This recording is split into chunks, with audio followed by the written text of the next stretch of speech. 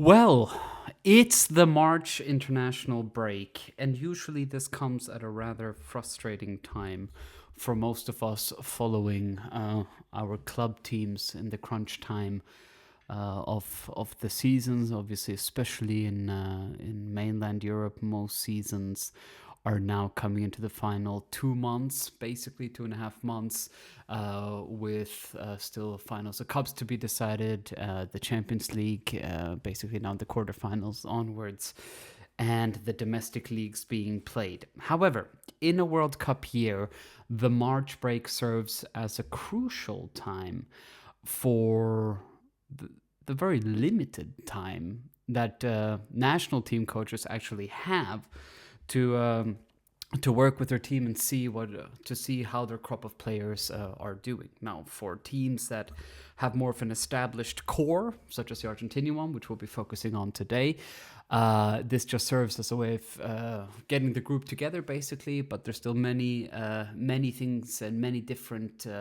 How should I say? Yeah, types of players still need to be checked, and that's what we'll be exploring today with the latest nomination for La Selección Argentina, current world champions and 2 times currently Copa America champions. Obviously, being Argentinian myself, it's very exciting always to see who Scaloni will pick, and as we can also see from this screenshot here, from the list of nominated players, we can definitely see that he is sticking to his core, but there are a few surprises. So I'd say let's get into them and explore how Argentina, who I would say are probably in the top 3 to 5 favorites to at least make, I would probably, to do really well in the World Cup. Basically, I'm never going to predict anything like a victory because I'm superstitious, and honestly, I think the competition is strong this year.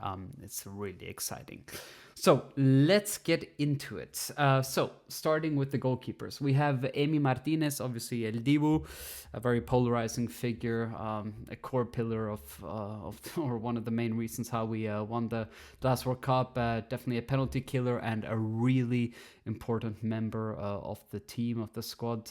What I really love about this Scaloni teams is he doesn't always pick perhaps the players you might think for each position, but he really picks the ones who form the best team. Remember, to win a tournament, you need the right players, not always the best players. And Scaloni has been working with the same core. I'd say Scaloni's been in charge since the latter parts of 2018. So I would say in these almost 8 years that he's been in charge, or 7.5, he's gone through now 3 to 4 iterations or arguments that this is a 4th or 5th iteration of the Scaloni team. And he always focuses, and that's what we need to know, and that's what's important. That's why, man, I love this guy Scaloni. Basically, how he manages to form teams and how tactically flexible he is. However, El Dibu Martinez is the goalkeeper. He will be the starting goalkeeper. He's having a rather positive season at Aston Villa. Who obviously started very strong. There were even talks of Aston Villa fighting for the Premier League. Obviously, now they're kind of fighting to stay in the Champions League places. However, that won't change. None of that will change. Basically, Dibu Martinez's role in this team. Then we have Jeronimo Rulli, who's really come to life, especially this season with Marseille.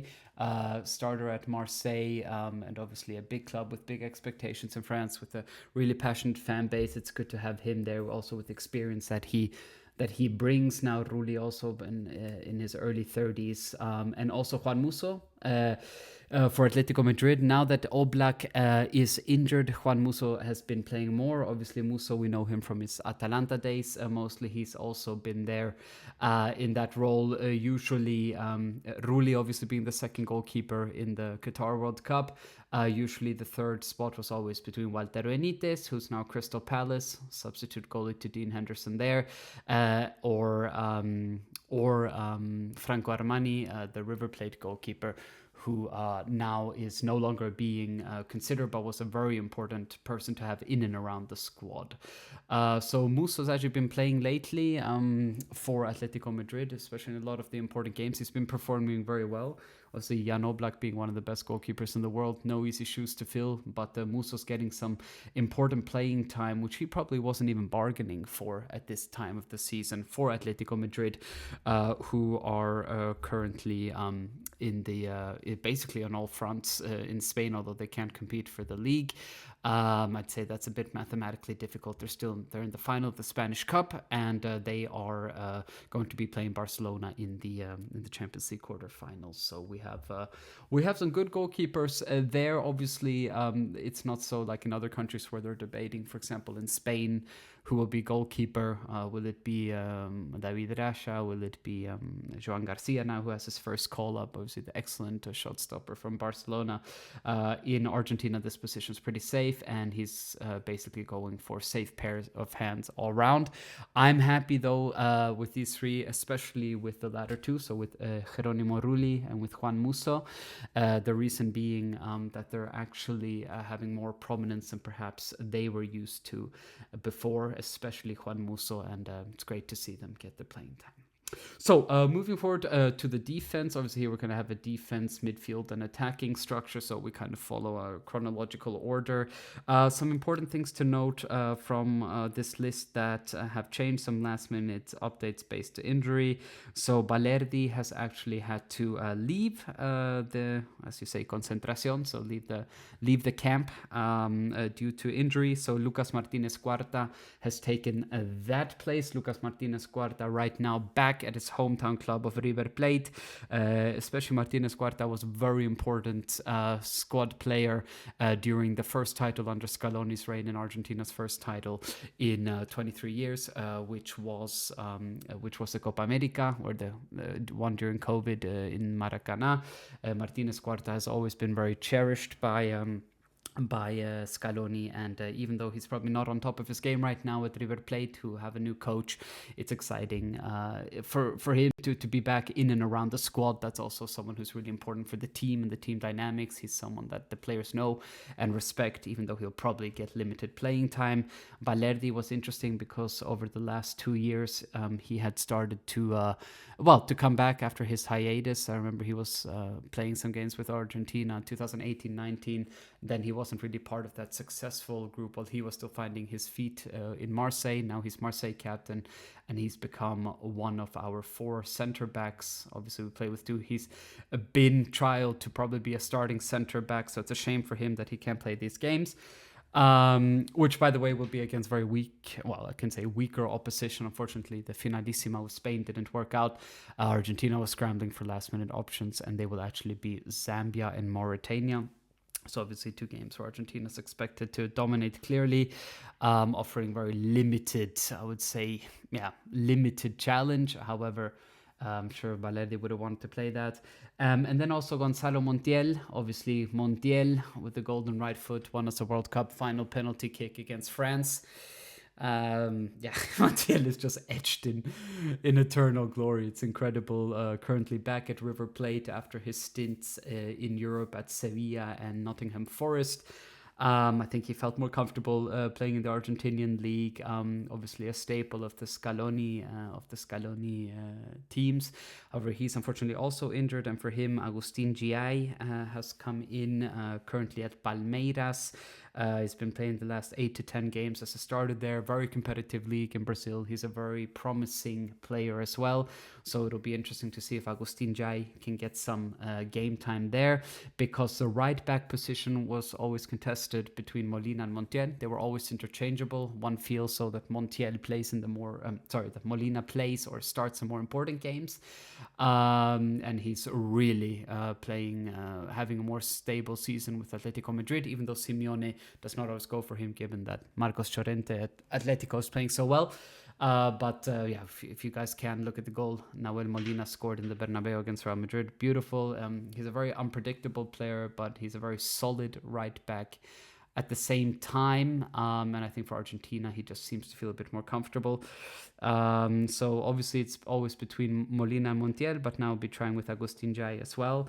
Unfortunately, no Foyt. So Juan Foyt is someone, the captain of Villarreal, is obviously injured. He'll miss the World Cup. It's a real shame. He's somebody who was in all of the, basically in most of the championship winning squads under Scaloni's reign. It's a shame that he won't be part of it given his versatility. Foyt can also play as a center back and also as a center midfielder, central defensive midfielder, as well as right back. So it's important for us to trial out some right backs there. Agustin Jai seems top of that list. And at the same time, other candidates would have been, for example, Pablo Maffeo, who's half Spanish, half Argentinian, played juniors for Spain, and then got Argentinian citizenship, had an official friendly with Argentina. The Mallorca man, unfortunately, did not convince Scaloni enough. So, yes, most likely we'll see Molina Montiel during the World Cup. I mean, it's incredible. I think there's been some analysis that, like, if we were to really guess who's going to make the Argentina squad for the World Cup, 17 out of the 26 players or 18 out of the 26 players were part of the Qatar squad, which is just incredible and shows how Scaloni is both a master bringing in new players where needed, but at the same time keeping the core. And then we also start looking. Obviously, we have Cristian Romero, having a torrid season as captain of Tottenham. It's incredible. They might get relegated. That's going to be a whole video on its own, most likely. However, he's there, and he's going to be starting center back. The question is, will he be playing with Otamendi, or will he be playing with Lisandro Martinez, who is one of the three core players from Scaloni who's not here, who usually would be here. The others being Giovanni Lo Celso, and the other one being, of course, Lautaro Martinez, captain of Inter Milan. So the question here will be, will we be trying out a few more center backs? Marco Senesi, now 28 years old, playing incredibly under Andoni Raola's Bournemouth. I remember when he first made the move from Argentina to Feyenoord in Holland. He was always really exciting. I think it took him a few years to come into his own, and I think his performances in the Premier League have been great. I know he's being touted to join some top teams, obviously turning 29. It'll be interesting for him to decide what his next move might be, but his consistent performances have earned him that spot here. So obviously, I would say no big shake-up here besides really the ones that had to come in due to injury. The only really new face we could argue is Marco Senesi, who's been sort of now featuring more in the last squad announcements, and obviously Agustin Jai, who's not on this list, but who's playing in Palmeiras. Otamendi, obviously as captain of Benfica. Otamendi is now turning 38. I think he's turning 39. Incredible. His longevity is starting to surprise, even the biggest of Argentina fans, but his winning spirit and his dedication, commitment, and aggression, as well as his tactical placement on the field, is something that is very important. Will he be starting in the important games? That's a question. I can see a world in which if Lisandro or Licha Martinez, now in a reinvigorated Man United side, can keep up his form, it might really be Cuti Romero and Lisandro Martinez, who I believe played together in a 3 center-back role against Australia in the round of 16 game of the Qatar World Cup. So it'll be very interesting there, but nothing really shockingly new. Scaloni is definitely not going to shake up that position this close to a World Cup. Then we have Tomás Palacios, a really exciting player from Estudiantes de La Plata. I think what's really cool here, I think he's on loan at Estudiantes from Inter Milan. He's 22 years old, if I'm not mistaken. He's obviously a very big player, and obviously touted to return to Italy and hopefully achieve great things. I think this is just for him to gain the necessary experience. I think what's great here is Scaloni is taking some players from the local league, which wasn't always the case. Usually 98% of Scaloni's 26-man squads, basically none of them, all of them are playing in Europe, or not in Argentina. So it's interesting to see that. Obviously, Nicolas Tagliafico will probably be starting left back.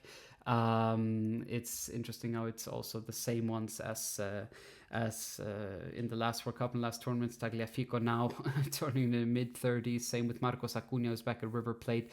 I think Tagliafico would start those games. It's just the experience he brings, his tactical positioning, and basically his stamina. Marcos Acuna has drifted a bit, unfortunately. He's kind of stagnated a bit back at River Plate, but that's also due to the problems River's been having.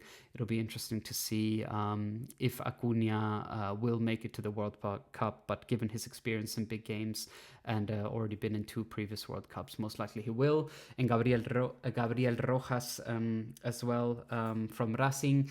Who obviously have had a pretty successful last couple of years, just coming in also, as well as Tomas Palacios, 2 players from the local league, to just see if they might get some game time against, should I say, more limited opposition. Shifting into the midfield, obviously Leandro Paredes now back at his hometown club of Boca Juniors. He's always going to be part of these squad announcements if he's fit. Question is, will he be playing as that starting number 6 role, or number 5, as they say in Argentina? I'm not sure. He seems to be collecting more game time. He's struggling with injuries. It's good to see him there. But he's also there for the presence that he has in the squad. We see obviously many perhaps older players in their early 30s or mid 30s. A lot of these obviously from the previous championship winning teams that Argentina has had. Scaloni really going for big game experience as well. I mean, Paredes scored a penalty in the World Cup final. He's just somebody that you need to have there. Plus he's played in some of Europe's biggest teams.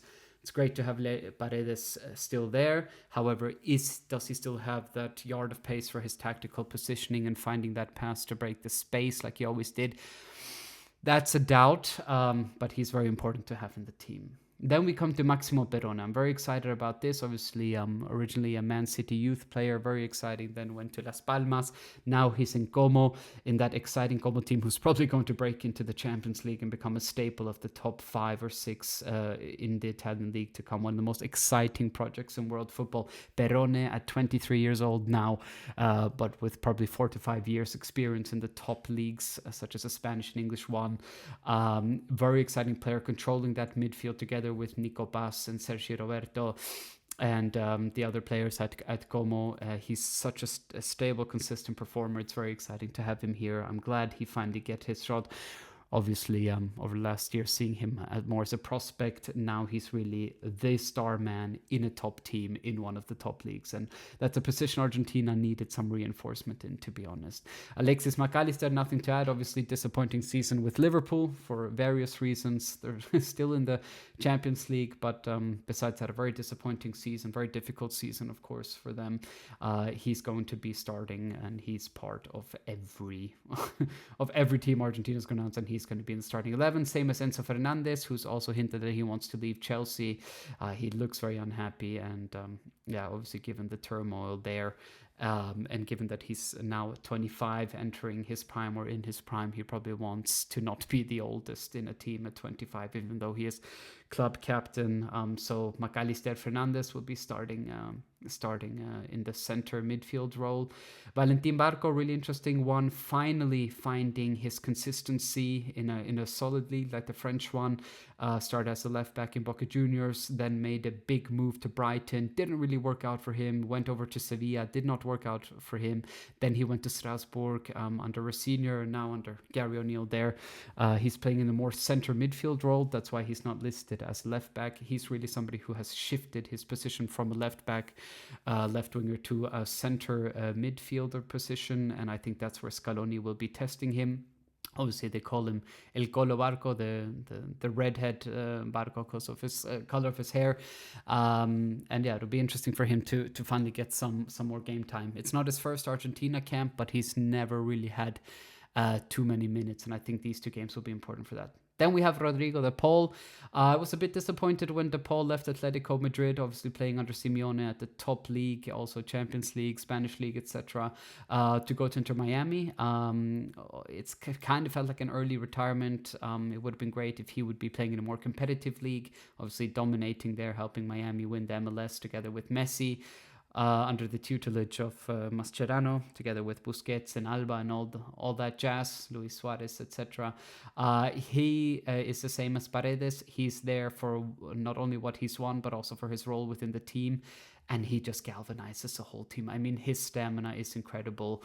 He's somebody who will most likely start the games. He takes that position kind of like floating within the right midfield and center right midfield positioning. De Paul, so important, such an important associate of Messi as well. Ezequiel Palacios is one that's really special, especially for, I'm a longtime fan of his. Already since 2018, when he was part of that really exciting River Plate team. Then he made his move to Bayer Leverkusen. He's somebody who hasn't had that much. Obviously, through injury, has missed a lot, but he's somebody who also all the experts in Argentina say, all the journalists and analysts say, he's somebody who Scaloni really appreciates. He's somebody who can take over a central defensive midfield role, a center midfield role, than either center attacking midfield, although he's more of a defensive-minded player. Palacios is really interesting because he's somebody who now finally has been injury-free for over half a year. So I'm playing the Champions League against Arsenal, but also in the German league with Leverkusen. It's been tough since Xabi Alonso left, but he's playing really well, and it's great to see him in the team. He's obviously going to be in the squad. Then we have Messi. Can't even say anything there. Okay, yeah, I can't even speak about it. So glad that he's there. I think he will play in the World Cup, and obviously the team will be based around him. Then we have Nicolas Paz, or Nico Paz, probably the best player in the Italian league right now, hands down. Could go back to Real Madrid for a reduced price since they have first dibs on him, since he's from their youth academy. Incredible player. He can play in that center attacking midfield role, also drift right a bit to come in on his left foot. He's really exciting, and I think he's gone from someone who Scaloni wanted in the squad to someone who he might even try to fit in the starting 11. Nicolas Paz is that good. Then we come to Gianluca Prestiani. Obviously, small, low center of gravity winger, having a standout season at Benfica, only 19 years old, been part of all the youth teams of the national team. Really exciting player, really strong left foot, and he's somebody who, obviously, since Di Maria is no longer here, who'll probably be fighting for that left or right wing role. It was for Garnacho 2 years ago, who was even in the Copa America 2024 squad, who hasn't been in the squad since. And then you have Nicolas Gonzalez there as well. You have Franco Mastantuono, who actually also came, was called in. He's probably, they're fighting for those wing positions. Nicolas Gonzalez, usually deployed as a left wing back, left midfielder with in the defensive approach of Simeone. Obviously at Fiorentina he was a star man. Now Atletico Madrid he's come into more consistency. He's playing a very solid season, Nicolas Gonzalez. And he's somebody who most likely would come off the bench, but also someone who'd feel comfortable starting. It's very exciting to have him involved. He's very good to have around the squad as well. And now we come to Giuliano Simeone, who no one can accuse of being a Nepo baby. This man runs his socks off every game. Obviously, that's a Simeone gene. He's incredibly young.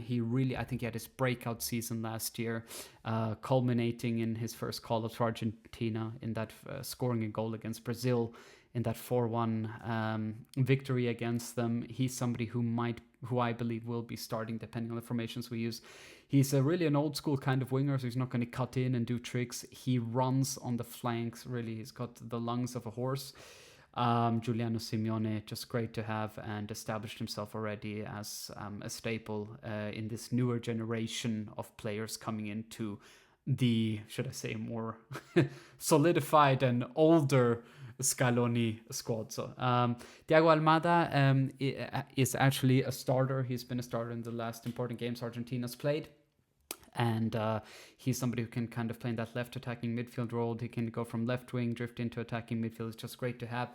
He understands himself perfectly with Messi, and he's somebody who understands the space perfectly, obviously, at Atletico Madrid. He's not used as often. I think that's a theme with these Argentinian Atletico Madrid players. Obviously, Atletico Madrid very well represented for Argentinian players. However, they're not always starting. In fact, in the important games, a lot of these players, besides Giuliano, are not starting. So it's important, it's a kind of different dynamic under Scaloni compared to Simeone, but both tactical geniuses. Therefore, just exciting to have Thiago Almada there. I just hope he can express that Argentinian love of football. He's one of those, what we call it, enganches, one of those exciting players with a street touch, something Scaloni really loves and allows him to express. He's played greatly for Argentina. Now, Jose Lopez from Palmeiras. I'm not sure he's going to get too much game time, but that's already, I think, his third or fourth camp. So he's somebody who's featuring a lot. Obviously, the Brazilian league is so strong, so any Argentinian players in the Brazilian league will also be looked at. And Julian Alvarez, obviously, one of our two-star strikers. As mentioned, Lautaro Martinez is not here. I think if Lautaro Martinez were here, Jose Lopez wouldn't be here. Obviously, Julian Alvarez and Lautaro are the two-star strikers. They don't frequently play together. They usually only play together if Messi is injured, with Julian taking over a more attacking midfielder role or second striker role, with Lautaro being more the target man, each offering varying tactical flexibility. It's just great to have Julian Alvarez and Lautaro following that long-standing tradition of Argentina and its world-class strikers. If you remember the World Cups 2010, 14, 18, we're talking about, well, starting with Messi, but Agüero, Higuaín, Dybala. It's just something that, Argentina creates very exciting striking players. So basically that's a squad. I'm very happy with it. It's not the time to be experimenting. It's also not something Scaloni would usually do. I can imagine, though, that whatever happens in the next World Cup, whether we go out in the first round or make it very far or perform very well, that some of these players are definitely going to be having their last camps. I'm thinking of Leandro Paredes. I'm thinking of Rodrigo de Paul. And I do believe whatever happens, this will be Messi's last World Cup. I also definitely believe Nicolas Otamendi will call it a day there as well. So there's a few of them that definitely this is their last tournament. However, it comes at the perfect time for them to still be here now for varying reasons. We can definitely in a later video go into in more detail how Argentina might start, but I can imagine that a starting team for them right now, obviously Scaloni really does not have any fear of changing tactics or formations, as we saw in the last World Cup and Copa Americas. But usually he would be playing 4 in the back, 4 in the midfield, and then 2 up front in a very flexible approach, but more defensive-minded. With El Divo in goal. Then we'd have Molina at right back. Most likely in center back we'll have Cuti Romero together with Otamendi. We'll have to see if Lisandro Martinez will take that role or not. At left back, Tagliafico. Most likely in midfield it will be Enzo Fernandez, Alexis McAllister, probably flanking either Paredes or having De Paul next to them. And then Messi together with Julian Alvarez, most likely. However, we'll have to see how that goes. So yeah, nothing really surprising here. Exciting to see some players like Rojas, Palacios. Obviously, Mastantuono has been called in last minute, not on this list as well, having not a very good last couple of months for Real Madrid, but he's somebody who I believe, honestly, if we just bring him to the World Cup, he can be someone to make a difference in the last 10-15 minutes of a game. But I think that's also the same position Prestiani plays, so it'll be interesting. And yeah, just a lot of tactical flexibility with this. Perhaps not such a stacked squad as other top teams. I think the one thing Argentina has that speaks for Argentina is really the fact that this core group of players, if we just go who's been at the last World Cup, we have here 1, we have 2, we have 3, 4, 5, 6, 7, 8, 9, 10, 11, 12, 13, 14, and then 15. So 15 of these players have won a World Cup and won the Copa America, and more of them have even won the Copa America, right? So I think that's what makes Argentina so special, is that they still have this group of players that is so strong and such a unit and such a family. I have to say, it almost makes me emotional, right? I waited my whole life for Argentina to be in such a moment. They won 2021 Copa America, 2022 the World Cup, 2024 they won the Copa America, and they won the Finalissima against Italy. which I'm going to count, of course. It's just a beautiful thing, and that's also all thanks to Scaloni and the trust that he's given these players and how they listen to him, and also, of course, being surrounded by Messi. It's just incredible. So yeah, let me know what you think, and yeah, we'll do a few more of these leading up to the World Cup and also with other teams as well. Thank you so much.